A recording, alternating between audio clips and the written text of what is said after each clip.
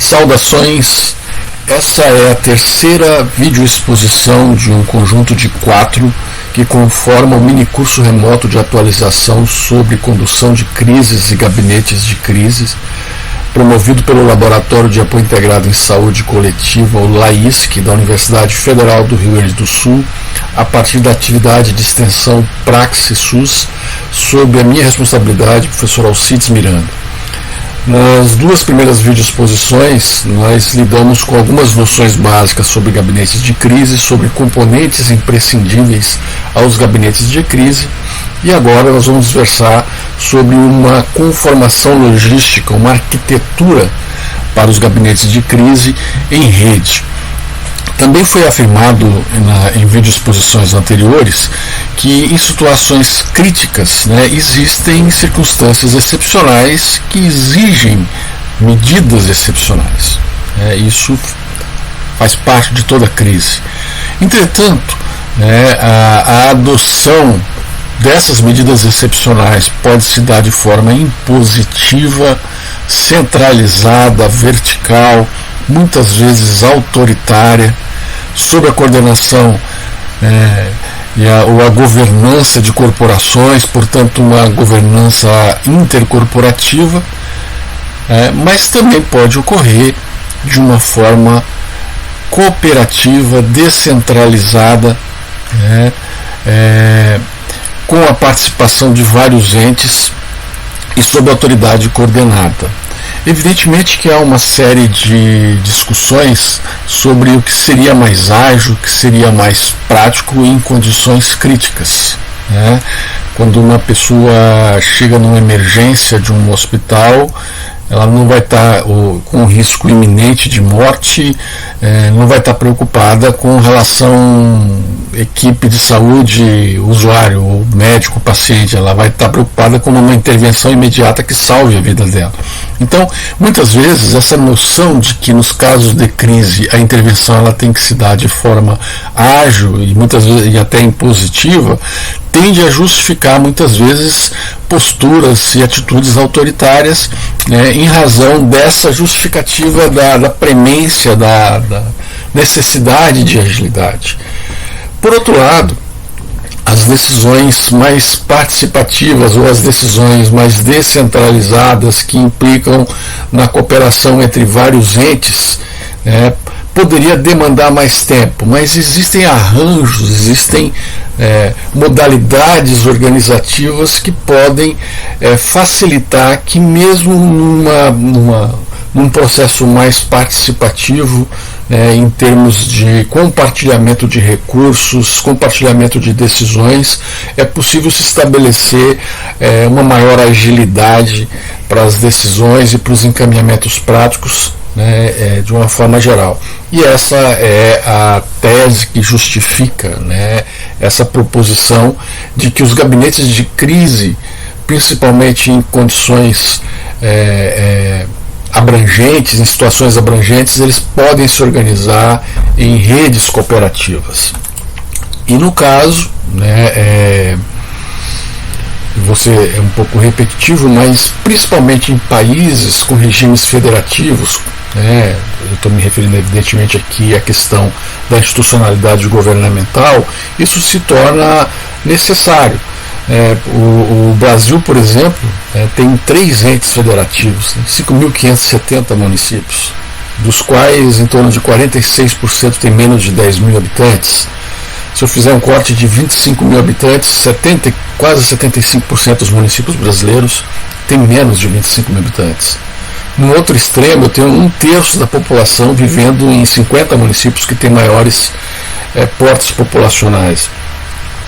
Eu tenho municípios se organizando em regiões, distintas regiões, dependendo do zoneamento. Tem regiões metropolitanas, tem regiões semiáridas, regiões de florestas. Eu tenho regiões organizadas a partir de políticas públicas, regiões de saúde, regiões de educação, regiões de política ambiental. Então isso gera uma complexidade muito grande, porque ainda tenho 26 estados, o Distrito Federal, e o governo federal.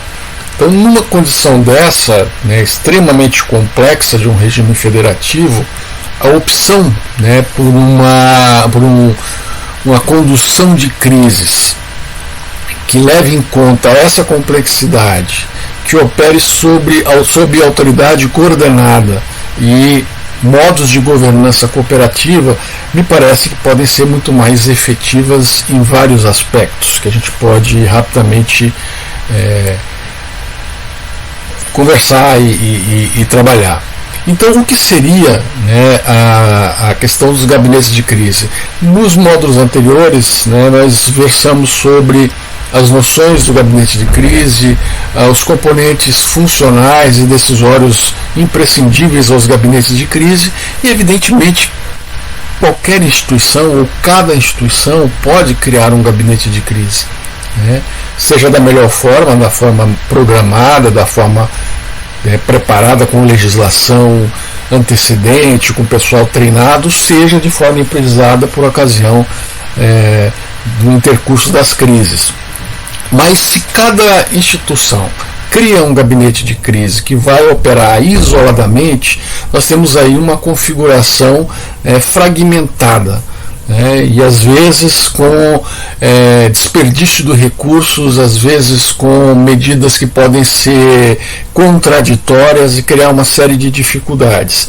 Então o ideal, se é que dá para usar essa palavra, mas numa condição de crise, o melhor seria que os gabinetes de crise que estão operando possam estar conectados numa rede, de modo que eles possam trabalhar melhor os recursos existentes. O recurso mais escasso é o tempo, que eles possam compartilhar, intercambiar informações, e que no momento em que decisões, deliberações sobre medidas, procedimentos, encaminhamentos forem tomados, eles também possam atuar de uma forma coordenada, cooperada em rede. E eu acho que esse é um desafio que está colocado em vários momentos, tem se demonstrado. E o que é uma rede? Há toda uma discussão teórica, metodológica, logística sobre como é que se organizam redes, quais são as funcionalidades das redes, organizadas a partir de modos de integração sistêmica, quais são os fixos, os fluxos, os circuitos, as rotinas, os algoritmos, os modos de regulação, enfim, tem todo um acúmulo teórico e metodológico de quase 50 anos acerca dessa discussão, e não é o caso aqui especificamente de tratar dessa discussão teórica, metodológica, logística, como se organizar redes. Eu, na verdade, vou tentar exemplificar essa proposição do gabinete de crise em rede, trabalhando com alguns elementos que eu diria mais práticos, e que tem a ver com a organização de gabinetes de crise a partir de determinados âmbitos territoriais, componentes funcionais, conexões e dinâmicas de atuação em conjunto. Atuação, evidentemente, eu vou repetir, atuação coordenada, sob autoridade coordenada e a partir de governança cooperativa. Existem âmbitos que podem ser organizados, e quanto menor a densidade tecnológica ou de recursos, a possibilidade de oferta de recursos de cada âmbito, provavelmente mais reduzido, mais simplificado seria um gabinete de crise.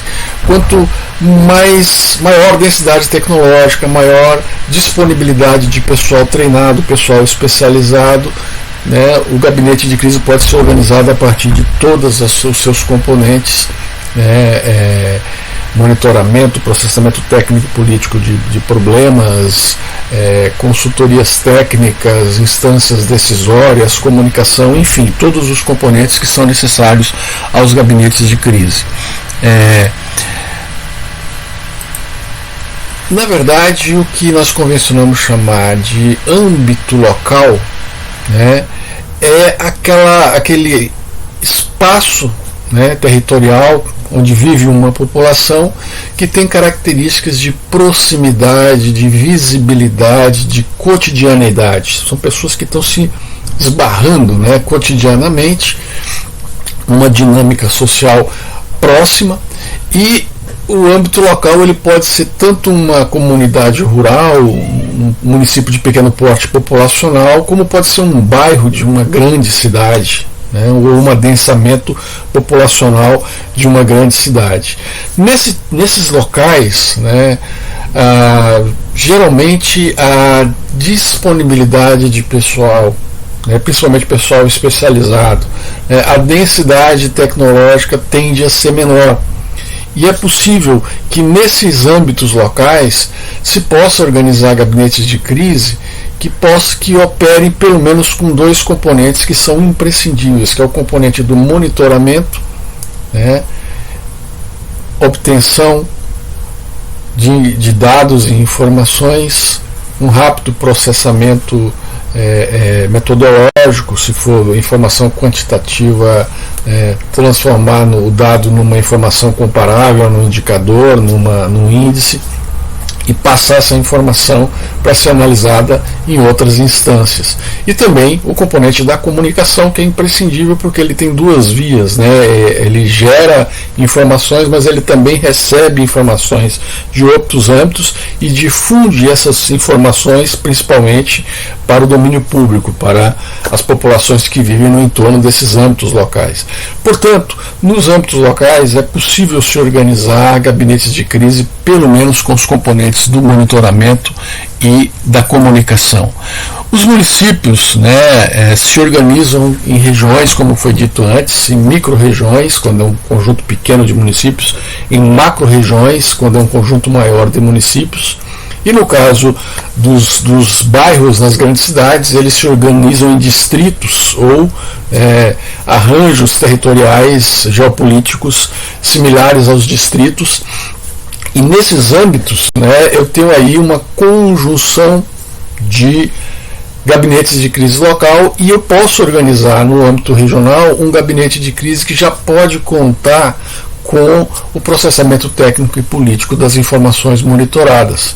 Inclusive, né, no âmbito regional, é comum se ter universidades regionais, serviços regionais, onde se pode acionar pessoas especialistas, convocar essas pessoas, convidá-las para participarem de consultorias técnicas ou mesmo da dinâmica cotidiana de um gabinete de crise, a partir do processamento técnico e político das informações, das análises de situação, das análises de tendências, das prospecções de cenários, né, da formulação de planos de contingência, das análises de viabilidade, ou seja, há um conjunto aí de atuações, né, do processamento técnico e político de problemas que pode ser feito a partir do âmbito micro-regional ou macro-regional ou de distritos de bairro, que é viável, né, e traz um elemento importante, porque uma vez que eles estejam conectados com gabinetes de crise local e possam estar processando informações, eles podem fazer análises para aquele âmbito regional ou para aquele âmbito distrital onde eles estão localizados e trazer elementos para a tomada de decisões nesses âmbitos. Um outro arranjo importante no regime federativo, e no caso brasileiro é de suma importância, são os estados, né? No caso brasileiro são 26 estados e mais o Distrito Federal, que, né, além de poderem contar com gabinetes de crise melhor estruturados, com todos os componentes, é um lugar adequado para se ter uma instância decisória participativa, contando com representações dos governos municipais e do governo estadual. E a partir do processamento técnico e político mais elaborado, que gere análises que possam subsidiar essa tomada de decisões, tomar decisões em conjunto que possam ser possam estabelecer medidas, procedimentos, encaminhamentos que vão ser efetivados não só pelo Estado, mas por todos os municípios que compõem aquela rede e que participaram daquela tomada de decisão, de uma forma efetiva, coordenada, e vão também tomar iniciativas de forma coordenada e cooperativa. Então isso é possível. Alguns estados, Podem se organizar também regiões. O Brasil tem 5 grandes macro-regiões, né? Sul, Sudeste, Centro-Oeste, Nordeste, Norte. E nós temos exemplos, no caso brasileiro, já de organizações macro-regionais de estados, que é o caso do Consórcio Nordeste, que já foi referido anteriormente. E no plano nacional, não é só o governo federal que deve organizar um gabinete de crise e fazer análises isoladas ou tomar decisões, iniciativas, estabelecer medidas de forma unilateral, de forma vertical. Na verdade, o âmbito nacional em rede conformaria desde todos os âmbitos que foram já relacionados aqui, os âmbitos locais, micro-regionais, macro-regionais, estaduais, macro-regionais estaduais e o nacional, numa grande rede que poderia não só buscar as convergências em termos de informação e depois da comunicação acerca das decisões, da difusão acerca das decisões, das medidas tomadas, mas estabelecer um grau de comunicação entre essas instituições envolvidas, entre esses governos envolvidos. Então, um gabinete de crise em rede seria um conjunto grande, inclusive, de gabinetes locais, com componentes básicos, eu repito, do monitoramento da comunicação, gabinetes intermediários nos âmbitos regionais, já com processamento técnico e político de problemas, gabinetes estaduais com procedimentos e análises mais elaboradas, e com instâncias decisórias, e o gabinete nacional. E, evidentemente, uma rede de gabinetes de crise pode e deve se relacionar com outros países, com gabinetes de crise em outros países, para intercambiar informações, experiências, atualizar informações. Então, a ideia de que o gabinete de crise em rede opera de uma forma mais eficaz, de uma forma mais eficiente no que se refere ao uso dos recursos disponíveis, do que gabinetes isolados e fragmentados, é uma ideia potente, que implica em inovações estratégicas, em inovações tecnológicas, para que esse arranjo poliárquico, de poliarquia, de pluralidade em termos de instâncias, seja realmente ágil, que as decisões possam ser tomadas em tempo hábil, que os encaminhamentos sejam feitos também em tempo hábil, de modo a responder rapidamente aos desafios que estão colocados em qualquer circunstância e situação de crise. Termina aqui então a terceira vídeo exposição. O texto de referência vai estar disponibilizado na plataforma Moodle ou na plataforma Lumina, para quem estiver fazendo esse mini curso de atualização. E na próxima vídeo exposição ela vai versar sobre a exemplificação dos gabinetes de crise em rede, utilizando como referência o caso da pandemia do Covid-19 que está ocorrendo agora em 2020. Até lá!